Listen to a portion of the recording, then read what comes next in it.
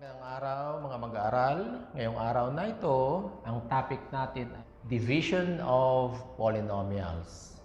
Meron tayong dalawang methods kung paano mag-divide ng polynomials. At ito yung una na tinatawag na long division or yung conventional method. Yung pangalawa ay synthetic division. Mas madali yon. Pero ang synthetic division na ginagamit kung itong divisor ay binomial lang. Kung trinomial, mahirap na siya. So, long division pa din. So, bago tayo magsimula dito, mag-review muna tayo ng laws of exponents o index laws. So, ito, pag division class, sino-subtract ang exponent. So, meron tayo ditong x to the 5th divided by x cubed. So, maminusin natin yung 3 from 5. So, we have x, 5 minus 3 is x squared. Okay. Kapag nakita ang x na walang exponent, 1, x to the first, hindi natin sinusulat yung 1, x na lang. X to the 0, hindi. Ang x to the 0, magiging 1 siya. Ang multiplication, yung opposite operation niya is i-add natin ang kanya exponent. So, we have x to the 7th times x cubed is equal to 7 plus 3 is x to the 10th. So, kapag division, sinosubtract ang exponent. Kung multiplication, ina-add ang exponent. Number 1. So, binalay-baliktad ko muna yung terms, hindi ito yung original na given, para malaman ninyo na may gagawin muna tayo bago magsimula ang division. So, 4x squared plus x cubed minus 2 plus 3x divided by x minus 3. Itong nauuna ay nasa loob at yung nahuhuli ay sa labas. Ito ang divisor, ito ang dividend. So, yung dividend, ilalagay natin dito. Paano paglalagay? Hindi basta nilalagay lang dito. I-arrange natin ang exponent ng ating variable x. Malaki, paliit. Kung may 5, ang kasunod na x to the 5, kasunod na x to the 4th, x cubed, x squared, and x. Tapos may constant or may number sa dulo. Yun ang arrangement. Descending power of x. Yun. Alin ang pinakamalaking exponent? Ito ay 2, ito ay 3, ito ay 1. So, ang pinakamalaki ay x cubed. So, ito ang mauna dito. Anong sign? Careful ng sign. Ang sign ng x cubed ay positive. So, dito, nauna naman siya, huwag na natin ilagay yung plus. Pero kung minus ito, ilalagay nyo yung minus dito. So, x cubed. Pagkatapos ng 3 ay 2. Hanapin yung exponent na 2 o ito. Anong sign ng 4? Positive, walang sign. So, ilagay yung plus dito. Iangat ng konti, wag isiksik. Medyo may angat para maliwanag. So, we have 4x squared. Pagkatapos ng x squared ay x. So, hanapin ng x. Ayun yung x to the first. So, positive o plus. So, lagay dito ay plus 3x. To the first na ito, walang 0. X to the 0 is 1 yun. Kasunod ay ang number. Anong number? Minus 2. So, dito yung minus 2. So, i-arrange muna. Kung walang x squared at x na agad ang kasunod, i-ganon na ninyo. Huwag na ninyo ilagay ang 3x dito at malilito lang kayo pag carry down. So, kung walang x squared, ibakante ninyo, lagyan niyo ng space. Ibig sabihin, wala kayong i-carry down. So, nandun ang 3x. Kung ang 3x naman ang wala, so, ganyan ang ayos. Ito. Tapos malayo yung minus 2. Huwag dikit-dikit. Medyo may space yan. Okay. Kompleto. So, complete siya. Magsimula na tayo ng division. Ang i-divide lang natin dito ay yung unang term sa unang term. Itong 3 ay pag magta-times na tayo, pabalik. Okay? Lagi yung unang term ang i-divide sa unang term ng divisor.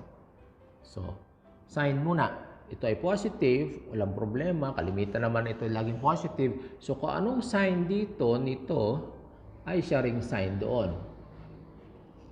Positive, positive. Okay. Number. May 1 tayo dito. 1, i-divide natin sa 1 dito, edi 1. 1 doon.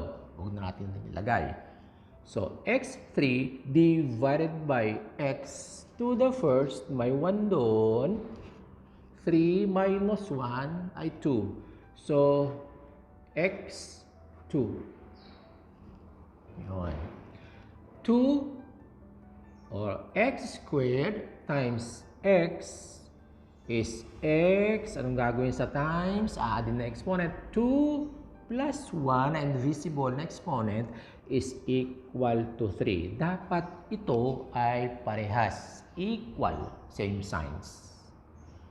And then, ano naman dito? Hindi pa tayo tapos. Distributive ito. So, pagkatapos ditong sa x, ito ang kasunod. Sa minus 3 times x squared. So, positive times negative sign numbers. In multiplication and division, yung like signs, pag dinivide or times, ang answer ay positive. Pag unlike, isang positive, isang negative, nag-times or nag-divide, ang answer ay negative ang sign. So, dito, positive times negative, di negative ito. 3 times x squared is 3x squared. Okay, lagyan naman ito. Anong ginagawa natin sa division? Ito ay minus. Nagma-minus tayo rito. Nagma-minus. Anong ginagawa sa minus? Pinapalitan natin ng sign ng subtrahend ito. So, itong negative, huwag na rin yung palitan ito. Malilito lang kayo. Ito na lang kasi 0 na siya. So, ito, papalitan. Lagi nyo ng ganito. At yung negative, magiging positive na. Kung positive siya, nag-change na ng sign. So, ito ay magiging plus na. Or addition na siya. So, pag-a-add natin ito, 4, positive, positive 3, parehong positive sa addition ng like signs. Ibig sabihin, aadin natin siya. So, 4 plus 3 ay 7, positive, positive, positive. Tapos, kukopyahin natin yung x squared. Sila ay like terms, kaya pwedeng addin. Kaya, kung walang x squared, hindi mo maaaring ilagay yung 3x dito and then 3x plus 3x squared. Hindi pwede because they are unlike terms. So, nandito tayo. Okay?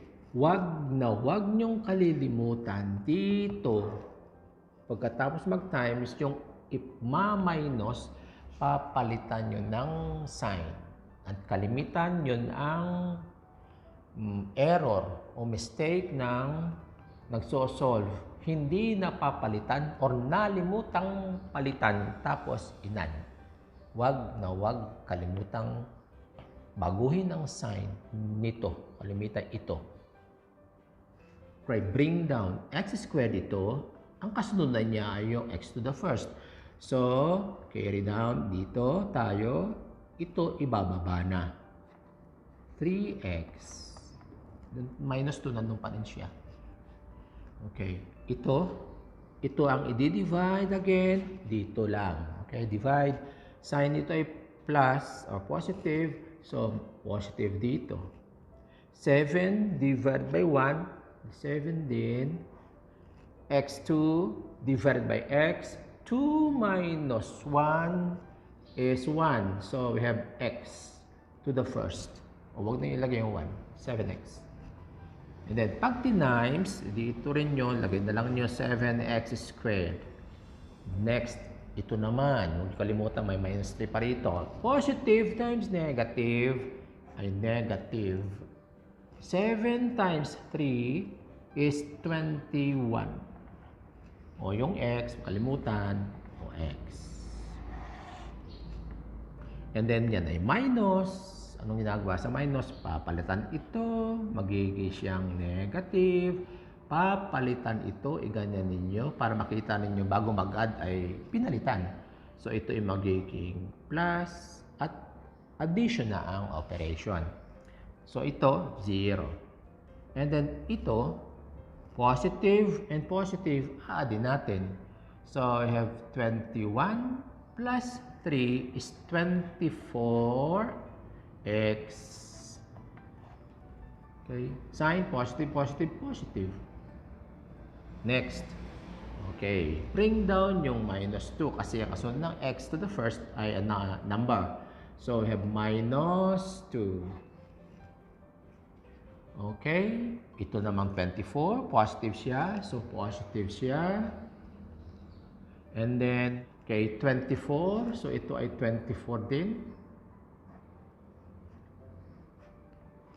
Okay. And then, x divided by x, 1 minus 1 is 0. X to the 0 is equal to 1. Or simply, cancel ninyo is equal to 1. So, 24 na lang siya. Wala ng x. X and x, cancel. And then, ayan na siya. I-multiply natin pabalik. 24 times x is 24x. Ayan. Positive times negative is negative. 24 times 3, 12 is 72. Okay. And then yun ay minus. Wala kayong nakikita ng gano'n. Huwag mo na mag-add habang hindi nakikita yung pinalitan ninyo. So ito, wala nang problema. Ito ay magiging positive. So, add-in na natin. Addition na siya. Napalitan natin ng sign. So, negative at positive, hindi pwedeng magsama yan. Subtraction yan. So, 72 minus 2 is 70. Sino mas malaki? Si 2 o sa 72? Si 72. Anong sign? Positive. Kaya siya ay positive 70. At ano itong 70? Ito yung ating remainder. Ito ang R or remainder. Okay. So, kung isusulat na ang buong quotient, itong quotient, ito at saka yun, ang answer natin is x squared plus 7x plus 24. Tapos ito, yung remainder ay dito, 70. At ito ay dito, x minus 3. So, yan.